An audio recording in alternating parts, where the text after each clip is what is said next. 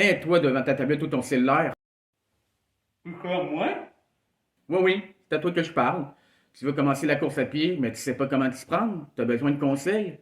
Mais inquiète-toi pas, Simon, il est là pour ça. Puis il va donner 7 trucs et astuces pour pouvoir commencer de bon pied la course à pied. Et c'est parti!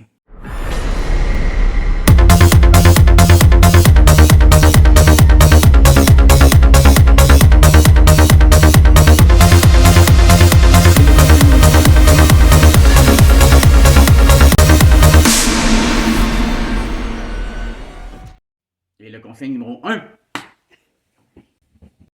Et le conseil numéro un, c'est de s'acheter une bonne paire de souliers de course. Toute grande expert va te le dire que c'est la base de s'acheter une paire de souliers adéquats à son pied. Qu'est-ce que ça veut dire une paire de souliers adéquats à son pied? Ça veut dire que ton pied doit être en équilibre dans ton soulier. Donc les orteils doivent toucher le fond avant le soulier et il ne doit pas avoir un écart entre ta cheville et l'arrière du soulier. Si tu sens un écart entre ta cheville et le derrière de ton soulier, ça veut dire que le soulier est beaucoup trop grand. Ça veut dire que qu'est-ce qui va arriver quand tu vas courir? Après 5-10 minutes de course, tu vas avoir mal au niveau des pieds et des jambes. Tu vas sentir au niveau de tes pieds des brûlures. Et en plus, ça veut dire qu'il va y avoir un débalancement entre ton pied et l'arrière du soulier. Donc, il ne va pas être en équilibre. Tu vas avoir des brûlures, des blessures, puis des cloques d'eau que je peux te montrer l'image ici. C'est vraiment dégueulasse. Deux types de produits que je peux te conseiller si tu commences la course à pied. Premier produit, les New Balance Red Light. New Balance qui est selon moi la marque la plus connue au niveau des pratiquants de la course à pied. C'est un produit qui est adapté pour les pieds qui sont étroits, minces et longs. Donc si tout comme moi, tu as les pieds qui sont étroits, minces et longs, c'est un produit très très efficace. Il y a un coussin très très confortable à l'intérieur. Le contact avec l'asphalte au niveau de ton pied, tu n'auras aucune douleur au niveau de la jambe et du genou. Donc c'est un produit très intéressant parce qu'au niveau si tu as les pieds très étroits et minces, parce que la plupart des paires de souliers qu'on retrouve sur le marché ou en ligne, c'est des paires de souliers qui sont très larges. Donc c'est un produit que je conseille fortement si tu as les pieds minces, longs et que tu commences la course à pied. Deuxième produit que je vais vous montrer au niveau des souliers de course, c'est un soulier de la marque Atlas. Atlas, première fois que j'en entends parler cette année. Donc j'ai acheté au printemps 2024. Un produit très intéressant, je trouve, parce que je cherchais un produit pareil comme les New Balance Rev Light, parce que la compagnie New Balance ont arrêté de produire le soulier Rev Light, donc j'étais plus capable d'en retrouver en magasin. Puis je cherchais un produit qui était similaire au New Balance Rev Light, le produit que je vous ai montré précédemment. Puis franchement, vraiment pas déçu. Le coussin est très agréable à l'intérieur. Au début, c'est un peu plus difficile de courir pour que votre pied prenne la forme du soulier. Il est moins stable dans le soulier. Mais après un mois de course continue, vous allez voir, votre pied va vraiment bien prendre la forme du soulier. Puis je les trouve beaucoup plus légers même que les New Balance de la marque Red Light. Donc je trouve que c'est un produit qui est très intéressant si vous voulez, mettons, vous êtes plus expérimenté au niveau de la course à pied, puis vous voulez améliorer votre vitesse de course. Moi, ça m'a grandement amélioré. J'ai augmenté beaucoup mes temps de performance au niveau de la course à pied cette année. Donc, c'est un produit que je recommande fortement pour les personnes qui ont plus d'expérience en course à pied et qui veulent améliorer, qui veulent travailler davantage leur vitesse de course. Si tu as un problème à trouver une paire de souliers de course, je te conseille d'aller directement en magasin, dans un magasin spécialisé. Les communistes connaissent très bien, habituellement, ce sont même des pratiquants quotidiens de la course à pied. Je vais même te mettre un lien dans la description pour que tu retrouves à Québec les meilleurs magasins spécialisés en souliers de course. Conseil numéro 2, se fixer un objectif raisonnable. Qu'est-ce que je veux dire par se fixer un objectif qui est réalisable? Je veux dire de ne pas vous mettre la barre trop haute dès le départ. Je donne un exemple. Si vous commencez dès la première semaine de votre course et vous vous dites, moi dès la première semaine, je vais aller courir un 10 km non-stop. Ben, je ne peux pas péter votre ballon, mais courir un 10 km non-stop, ça peut prendre plusieurs mois d'entraînement, tout considérablement à votre forme physique. Donc, je vous dirais à ce moment-là de revoir à la baisse vos objectifs pour qu'ils soient plus équilibrés. Parce que si vous avez des objectifs beaucoup trop élevés dès le départ, puis, mais par exemple, comme si vous voulez courir 10 km, vous êtes souvent capable de courir un ou deux, ben, le problème, c'est que vous allez avoir une perte de motivation, vous allez être découragé, puis vous allez abandonner dès le départ la course à pied. Donc, revoir ses objectifs dès le départ et à la baisse, c'est un bon moyen de pouvoir se garder motivé pour continuer l'entraînement à la course à pied. Point numéro 3, courir de la méthode ce qu'on appelle en intervalle. C'est ça en fait un entraînement en intervalle. c'est un entraînement qui va combiner la course à pied et la marche en même temps. Donc, c'est un entraînement qui est très efficace, que vous soyez débutant ou expert au niveau de la course à pied. Moi, c'est une technique d'entraînement que j'applique à mon quotidien depuis 5 ans. Puis je vois une très grande différence au niveau de mes entraînements et de mes compétitions de course à pied. Je vais vous donner un exemple. Si par exemple vous entraînez, disons-le, pendant votre première séance, une quinzaine de minutes. Donc, qu'est-ce que vous pouvez appliquer avec cette technique? C'est la première tranche de 5 minutes, vous faites un jogging modéré. Par la suite, la deuxième séance, qu'on dit entre la 5e et la 10e minute, vous faites de la marche rapide pour vous permettre de récupérer de votre première séance.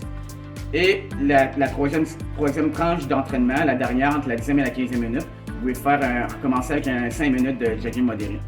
C'est un entraînement qui va travailler votre cardio et votre endurance sur le long terme, et ainsi ça va travailler aussi sur le muscle de vos genoux et de vos jambes. Dites-vous que la clé pour réussir à la course à pied, c'est le long terme. Donc le sport de la course à pied, c'est un sport qui se travaille sur le long terme. Il vaut mieux travailler progressivement et graduellement pour s'améliorer, plutôt que de vouloir aller trop rapidement. Et à ce moment-là, si on va trop rapidement, il va y avoir des risques de blessures, puis on peut être des mois et même des années sans pouvoir pratiquer. Conseil numéro 4, courir sur une surface asphaltée. La raison pourquoi je conseille de courir sur une surface asphaltée au lieu d'une surface en béton, c'est que la surface asphaltée est beaucoup plus élastique que le béton. Donc, ça va être moins dur pour les jambes de courir sur cette surface-ci. C'est un très bon moyen pour commencer la course à pied. Ça va être beaucoup moins dur au niveau de vos muscles et de vos jambes. Ils vont s'habituer de façon plus rapide que si vous courez sur le béton. Donc, vous allez progresser plus rapidement au niveau de la course à pied. En fait, le dernier point. Un lieu idéal pour commencer à courir, en fait, sur une surface asphaltée, c'est sur une piste cyclable. Sur une piste cyclable, il n'y a pratiquement pas de pente ou de montée. Donc, c'est une pente avec une inclinaison qui est neutre. Donc, c'est très facile pour les jambes de s'entraîner sur une surface asphaltée sur une piste cyclable. Et en plus, vous n'avez pas le problème des automobilistes. Pour les personnes qui sont plus craintives de se faire heurter ou se faire couper par des automobilistes. Donc, moi, j'ai commencé au niveau de la course à pied sur des pistes cyclables, puis c'est vraiment un très bon moyen d'entraînement pour commencer. Conseil numéro 5, favorisez plusieurs petits entraînements par semaine. Votre corps et vos muscles ont besoin de répétitions s'ils veulent s'améliorer dans un sport. Il est donc préférable à la course à pied de courir 4 fois par semaine à des séances de 15 à 20 minutes à une vitesse modérée, plutôt que de courir 2 fois par semaine pendant 40 minutes à une vitesse très rapide. Si vous entraînez pas assez souvent pendant la semaine à une trop grande vitesse, vous allez avoir un plus grand risque de blessure. Alors que si vous entraînez plusieurs fois par semaine avec des petites séances et à une vitesse beaucoup plus normale, vous allez avoir une meilleure progression à la course à pied. Vous allez pouvoir monter graduellement votre temps de course. Vous allez voir des meilleurs changements au niveau de vos performances et de votre cardio. Conseil numéro 6. Courir pendant les heures au travail. Attention, petite rectification. Je ne vous dis pas d'aller courir vous entraîner pendant vos heures de travail. Je vous dis d'aller courir ou aller marcher dehors, vous entraîner pendant vos heures de repos au travail, pendant vos heures de pause. Ça fait toute la différence. Je sais qu'il y en a plusieurs d'entre vous qui sont très occupés, ils ont une grosse charge de travail, avec les enfants, en plus il y en a qui ont des 2-3 enfants, ils doivent préparer les repas, les lunchs, le lavage, le nettoyage de la maison, les activités parascolaires des enfants. Donc ça demande énormément beaucoup de temps. Donc si vous prenez chaque minute dans votre quotidien, par exemple les heures de repos au travail, pour aller vous entraîner et d'aller courir, que ce soit même d'aller marcher 15-20 minutes dehors pendant vos heures de travail, ça va vous faire de l'exercice. C'est bénéfique pour le cerveau, ça va vous oxygéner le cerveau, vous allez avoir une meilleure concentration en après-midi, vous allez avoir un meilleur sentiment de bien-être. Donc, plutôt que de perdre votre temps sur votre tablette, votre cellulaire ou sur votre ordinateur, allez marcher ou courir dehors pendant vos heures de repos, je vous garantis. C'est une technique que j'applique depuis au moins 1 an et ça me sauve beaucoup de temps. Conseil numéro 7. Ah ouais, courir avec des proches. Non! Cette technique-là m'a beaucoup aidé au début. De courir avec des proches, des amis. Ça m'a beaucoup aidé à persévérer, d'augmenter mon estime en soi, augmenter ma motivation au niveau de l'entraînement. Donc, ça diminue la procrastination, puis ça augmente la motivation pour aller s'entraîner davantage. Motive les uns entre les autres, il y a beaucoup d'encouragement. Donc, c'est très bénéfique pour la santé psychologique. Si vous avez plus ou moins des amis dans vos entourages ou si vous êtes plus ou moins bien entouré, vous pouvez même vous inscrire dans des clubs social de course, du monde qui commence la course à pied ou même former votre propre club social de course. Vous allez faire des nouvelles connaissances, vous allez connaître des nouvelles personnes, partager des passions communes, peut-être même vous faire de nouveaux amis. Donc, je favorise vraiment beaucoup l'entraînement en groupe plutôt que de façon individuelle. Ça aide beaucoup au niveau de la motivation. Avertissement, on est rendu au 7e et dernier point. Donc, ce point-là, c'est le point le plus essentiel à apprendre si tu veux débuter la course à pied. Donc, prends ton calepin de notes, écris des notes, encercle et surligne toutes ces notes-là. C'est le point le plus important. Encore plus important que de s'acheter une bonne paire de souliers de course. Ça va bâtir ta confiance en soi, ça va augmenter ta vitesse, puis ça va augmenter ton cardio lors de tes entraînements. C'est la clé du succès. Donc, le dernier point, c'est... En fait, le dernier point, c'est juste d'avoir du plaisir. Le plaisir, c'est la base clé du succès dans tous les sports. Que tu sois pratiquant de course à pied, de soccer, de hockey, de football américain, c'est la base clé de tous les sports.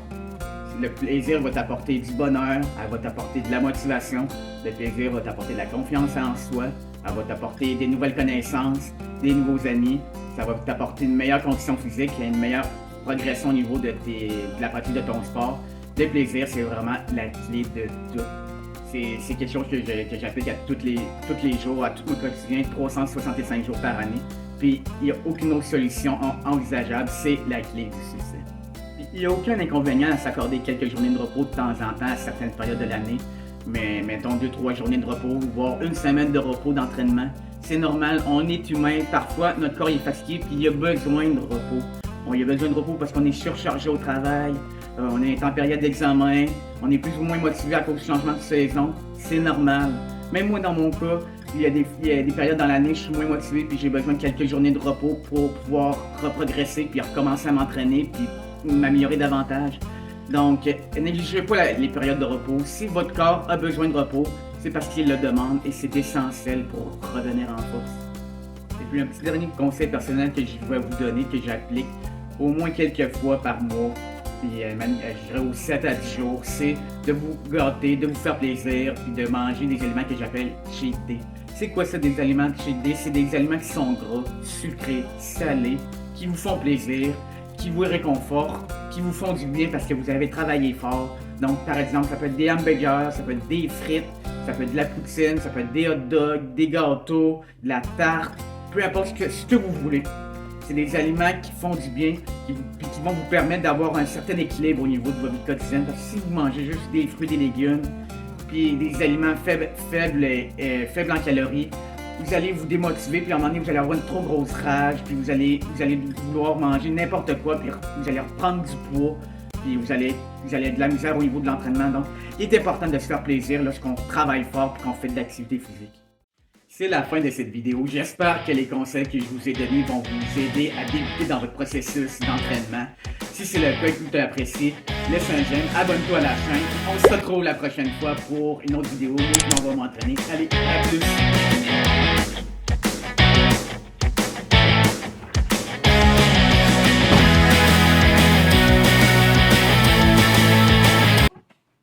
Tu sais que j'ai mis mes clés déjà.